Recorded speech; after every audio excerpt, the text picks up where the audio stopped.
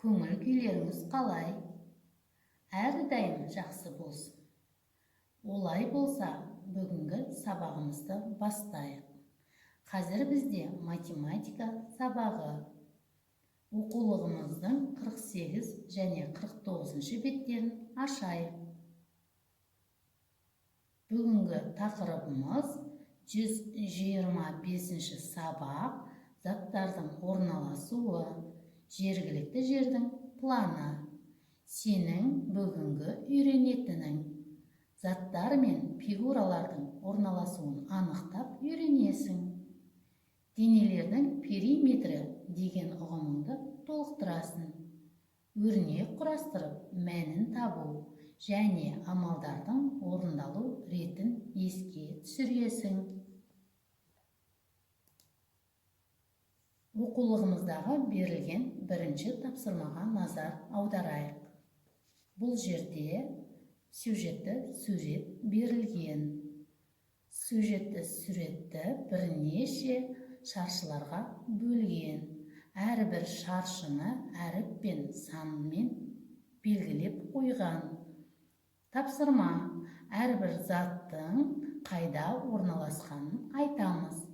Мысалы, аюды алайық. Аю А қатарындағы 3-ші шаршыда орналасқан. Демек, А3 деп белгілейміз. Осы ережені ескере отырып, астындағы барлық суреттердің орнын анықтайық.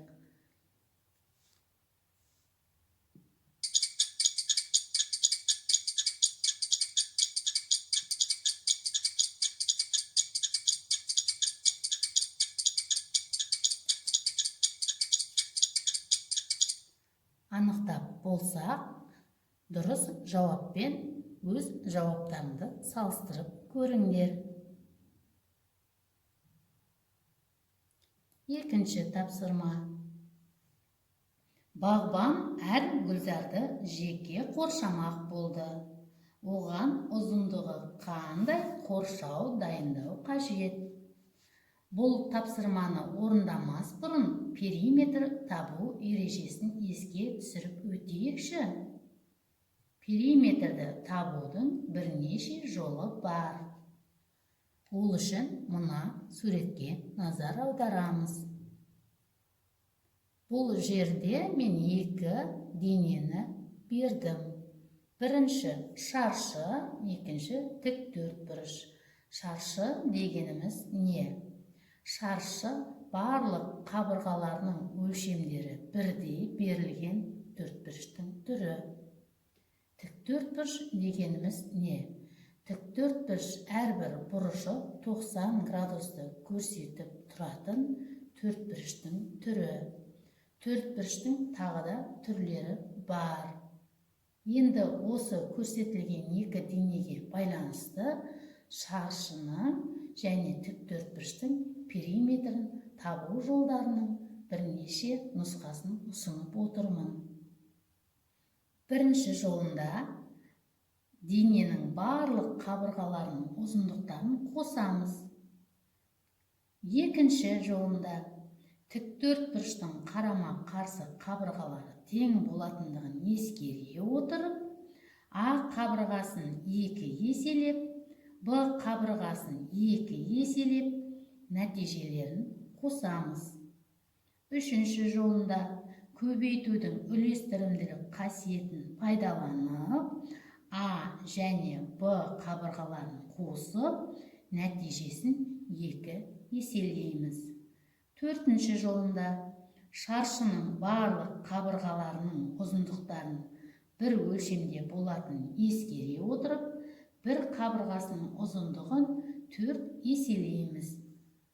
Осы айтылған ережелерді ескере отырып, екінші тапсырманың жауабын өз бетімізше орындап көрейікші.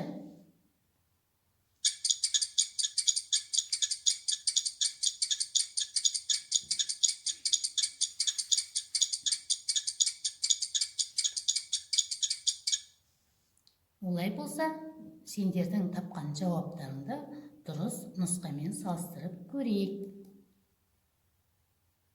Бұл жерде мен жаңа өзім көрсеткен 4 жолдың бірінші нұсқасы арқылы шығардым. Периметрді негізі латын әліпбиіндегі П әріпі бойынша белгілеуді білеміз. Мына жерде барлық гүлзардың жалпы ұзындықтары табылып тұр. Үшінші тапсырма. Берілген суретке қарап, өрнек құрастырып, олардың мәнін табамыз. Бірінші суретте берілген санға 57-ні қосамыз. Екінші суретте берілген саннан 9-ды кемітеміз. Өздерің тапқан жауапты дұрыс жауаппен салыстыратын боламыз. Сондықтан өз беттерінше өрнек құрастырып көріңдер.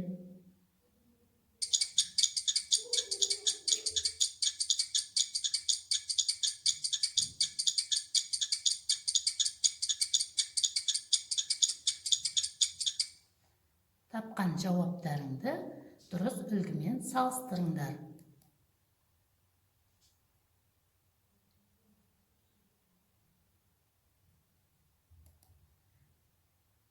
Келесі тапсырма өрнектердегі амалдардың орындалу ретін анықтап аламыз. Және оны дұрыс оқимыз, мәнін табамыз.